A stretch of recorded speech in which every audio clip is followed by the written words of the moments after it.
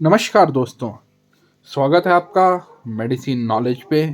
आज हम जिस दवाई के बारे में आपको जानकारी देने वाले हैं वो दवाई खांसी जुकाम के मरीजों के लिए बेहद ही उपयोगी और गुणकारी है। दवा का नाम है ज़ोफ्लेक्स, जो कि एमिल कंपनी की एक आयुर्वेदिक दवा है।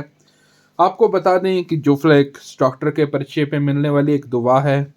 ज़ोफ्लेक्स एक आयुर्वेदिक दवा है जिसमें जुफा, कंटकारी, वसाका, बडेड़, भारंगी, सोमतला जिनकी प्राकृतिक गुणों के बारे में हम आपको विस्तार पूर्वक बताएंगे और ये किस तरह से असर करते हैं उन पे ऊपर भी बताएंगे। तो आपको बता दें, जूफा वो दवाइयाँ होती हैं जो श्वास नली से कफ बलगम को बाहर निकालती हैं। सूक्ष्म जीवों को ये खत्म करती हैं और उन्हें बढ़ने से रोकने वाला तत्व को हम कहते हैं जूफा।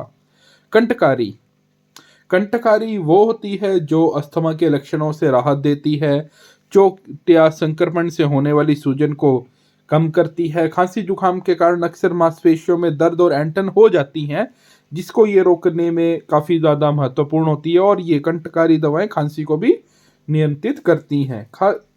अडुसा ये दवाएं इलाज के लिए खांसी के लिए इलाज के लिए उपयोग होती है और ये सूक्ष्म जीवों को खत्म करने और उनको रोकने से मदद करती है। सोमलता जो सीने में जकड़न को रोकती है और शरीर में एलर्जी की प्रक्रिया को रोकने में काफ़ी ज़्यादा मददगार होती है। आपको बता दें कि जूफ्लेक्स आप 2 बड़ी चम्मच 2 से 3 बार बड़े वयस्क लोग दे सकते हैं और जो छोटे बच्चे हैं उनको ये दिन में केवल आधा चम्मच गुनगुने पानी के साथ दी जाए तो ये बहुत ही अच्छा प्रभाव करती हैं।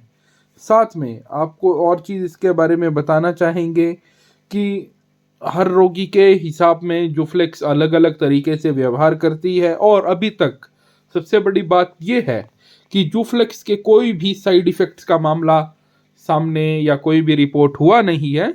तो आप कह सकते हैं कि इसके असर और फ़ायदे कितने ज़्यादा होंगे।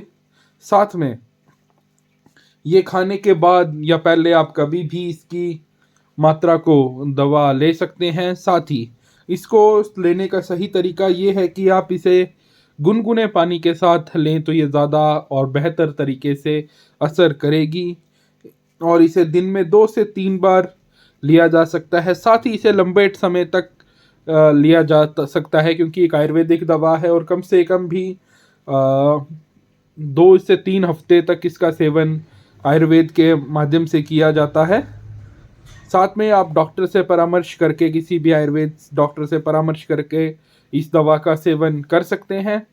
और अगर आपको इसके बारे में अधिक जानकारी चाहिए तो हमें कमेंट के माध्यम से आप अपने सवाल पूछ सकते हैं। अगर आपको ये वीडियो अच्छी लगे तो लाइक, शेयर, सब्सक्राइब ज़रूर करें और हमारी नई वीडियोस को इसी तरह देखने के लिए बेल आइकन को ज़रूर दबाएं।